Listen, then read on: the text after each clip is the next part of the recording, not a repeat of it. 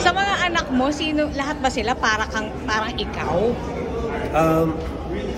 Siguro, kasi there was a time na, di ba, wala ako showbiz. So I had all the time sa mga anak ko.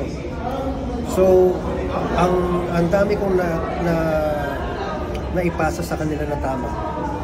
Ang hindi lang nila nagagawa, yung mali ko. Tapos, I got to spend so much time with them na marami silang nakuha sa akin na motivation sa buhay, kung paano ka dapat mag-negosyo, yung pag-aaral. Para sa akin, tapusin mo na lang dahil binabayaran ko. Pero in reality, kaasa sa school lang. Ang school, hindi ka nandyan para prepare ka para magkatrabaho. Ito ang school nandyan to teach you how to solve problems in life.